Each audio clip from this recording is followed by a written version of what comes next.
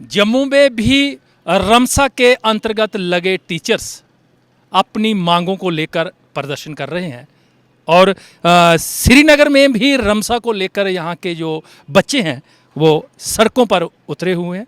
हमारे साथ बच्चे सड़कों पर यहाँ खड़े हैं, प्रदर्शन कर रहे हैं। इनसे बात करते हैं कि इनकी जो मांगे हैं वो है क्या और ये चाहते क्या है। तो क्या नाम है आपका? मेरा नाम मोहम्मद इकबाल है। मैं रमसा सब्जेक्ट स्पेसिफिक टीचर्स को रिप्रेजेंट करता हूँ यहाँ से। हमें गवर्नमेंट ने 2017 में एडवर्टीज़मेंट नोटिस के ज़रिए जो है हमारा जो है रिक्रूटमेंट किया। उसके बाद हमारा दिसंबर में हमारा जो है एग्ज़ाम हुआ। एग्ज़ाम क्वालिफाई करने के बाद हमें 28 फरवरी को ज्वाइनिंग ऑर्डर कर दिया गया। उसके बाद जो हमारा ऑर्डर था एज़ पर जैसे बाकी सेंट्रल स्पॉन्सर स्कीम्स होती हैं, कॉन्ट्रैक्ट बेस पर होती हैं, ईयरली बेस पर कॉन्ट्रैक्ट होता है। हमारा भी ईयरली बेस पर कॉन्ट्रैक्ट था और ईयर ख़त्म होने के बाद कॉन्ट्रैक्ट को रिन्यू होना था फिर ईयरली। लेकिन बदकिस्मती की बात यह है कि 1 साल ख़त्म होने के बाद मार्च में जब हमारा ऑर्डर आना चाहिए था 1 साल का, तो वो 1 साल के बजाय सिर्फ 3 महीने का आता है। और 3 महीने जब ख़त्म होते हैं उस दौरान हम लोग जो है सेक्रेटरीट के चक्कर लगाते जो ऑफिसर्स के आगे पीछे घूमते रहे, तो फिर हमारा ऑर्डर 1 महीने का और आता है। जब वो 1 महीना ख़त्म हो जाता है उस दौरान जो है उस दिन जो है देश की आज़ादी का दिन होता है और हम लोग जो है यहाँ पर गम मना रहे होते हैं। गम में हमें डाल दिया गया है। हमें ये समझ में नहीं आता अगर हम लोग भी उस जश्न में शामिल होना चाहते थे, हमारे घरों में उन्होंने उस वक़्त वो मातम क्यों लाया हमें उस वक्त टर्मिनेट करके। हमारा ऑर्डर जो है 15 अगस्त 2019 को ख़त्म हो रहा था।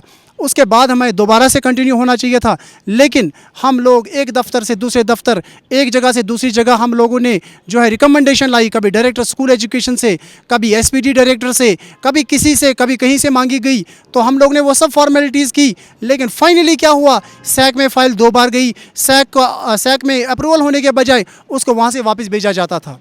क्या वजह है? उसमें कोई एक नोट कम है, कोई ये डॉक्यूमेंट कम है, कोई ये डॉक्यूमेंट कम है। असल में तो प्रॉब्लम उनको ये है कि हम लोग क्वालिफाइड हैं, हम लोग सोसाइटी को कुछ देना चाहते हैं, हमारे पास डिग्रीज़ हैं। ये प्रॉब्लम है उनको। ये प्रॉब्लम नहीं है कि हमारी जगह नहीं है वहाँ पर।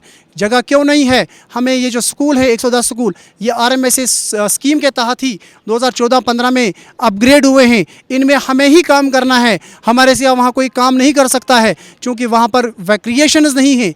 वहाँ पर ये किसी टीचर को बेच नहीं सकते हैं। उन बच्चों के साथ खिलवाड़ हो रहा है, उन बच्चों के साथ धोखा हो रहा है, इस नाम से कि हमारे पास वहाँ पर जगह नहीं है। गवर्नमेंट से हम गुजारिश करते हैं कि हमें वापस से उन जगहों पर भेजा जाए। हमने कोर्ट का ऑर्डर भी लाया है। कोर्ट ये कहता है इनसे कि इनको वापस अपनी सर्विसेज पर भेजा जाए, जैसे कि इस स्कीम में बाकी कंपोनेंट्स चल रहे हैं। जैसे स्पेशल एजुकेशन टीचर्स काम कर रहे हैं, जैसे इस स्कीम में कोऑर्डिनेटर्स काम कर रहे हैं, जैसे इस स्कीम में वोकेशनल ट्रेनर्स काम कर रहे हैं, वैसे ही हमें भी काम करने की इजाज़त दी जाए। कितने बच्चे हैं जो प्रभावित हुए? हमें इसमें 550 टीचर्स हैं। इसमें 330 जो हैं वो जम्मू को बिलोंग करते हैं और 220 जो हैं हम कश्मीर रीजन को बिलोंग करते हैं। सभी लोग जो हैं पढ़े लिखे हैं, पीजी बीएड हैं, उसमें से कुछ जो हैं हमारे पास पीएचडी होल्डर्स हैं, नेट क्वालिफाइड हैं, और कुछ तो ऐसे हैं जिन्होंने 2-2 बार 3-3 बार नेट सेट क्वालिफाई किया है। यही हमारी गलती है कि हम यूथ हैं, हम पढ़े लिखे यूथ हैं, हमारे से सोसाइटी को फ़ायदा पहुँचेगा, ये हमारी गलती है। उन बच्चों के बारे में क्यों नहीं सोच रही है गवर्नमेंट जो फार फ्लंग एरिया में हैं, जिनको कोई रिप्रेजेंट नहीं कर रहा है, जो बार बार सड़कों पे आते हैं, लेकिन गवर्नमेंट जो है उनकी तरफ ध्यान नहीं दे रही है, उनकी तालीम को मुतासिर कर रहे हैं। हम लोगों को वहाँ भेजिए, हम वहाँ पर फिर से बढ़ाना चाहते हैं। क्योंकि ये सेंट्रल स्पॉन्सर स्कीम है, इसका फ़ायदा उन लोगों को मिलना चाहिए जो इसके मुस्तहक हैं, जिनको इसका फ़ायदा मिलना चाहिए। ये गवर्नमेंट ने 110 स्कूल जो रिहाई अपग्रेड किए हैं, ये उन स्कूलों को फ़ायदा देने के बजाय ये फ़ंड्स दाएं और बाएं खर्च कर रहे हैं। हम गवर्नमेंट से गुजारिश करते हैं कि इन फंड्स को प्रॉपरली यूटिलाइज़ करके हमारी सर्विसेज को वापस से कंटिन्यू किया जाए। हम गवर्नमेंट से ये गुजारिश करते हैं। हम रविंदर रैना साहब से गुजारिश करते हैं, क्योंकि वो यूथ के बहुत बड़े लीडर हैं, वो हमें सुनते हैं, वो हमें पसंद भी करते हैं और हम भी उनको बहुत लाइक करते हैं, क्योंकि वो जो हैं यूथ की बात सुनते हैं, यूथ की बात करते हैं। और हम उनसे ये मुतालबा करते हैं कि चीफ सेक्रेटरी साहब से, एलजी साहब से बात करके हमारे इस मामले को जो है हल किया जाए, नहीं तो हम सड़कों पे आएंगे। हम लोग खुदकुशी करने पर मजबूर हैं, क्योंकि हमारी फैमिली जो है वो सफ़र कर रही हैं, हमारे घर में बच्चे हैं वो सफ़र कर रहे हैं, हम लोग खुदकुशी करने पर मजबूर हैं। हम रविंदर रैना साहब से गुजारिश करते हैं कि वो एडमिनिस्ट्रेशन से बात करके हमारे मामले को जो है जल्द अज जल्द हल करें। आपने जो लेफ्टिनेंट गवर्नर का ऑफिस है उनसे संपर्क किया इस बाबत? हम लोगों ने बहुत ज़्यादा कोशिश की है लेफ्टिनेंट गवर्नर के पास पहुंचने की। अलबत्ता हमने उन्हें फैक्स और मेल के ज़रिए आगाह किया है, लेकिन बदकिस्मती बदकिस्मती की बात है, या तो हमारी मैसेज वहाँ तक पहुँचने नहीं है, या तो हमें उसको पहुँचाने नहीं दिया जा रहा है। हम लोगों ने बहुत कोशिश की है हम एलजी साहब से मिलें।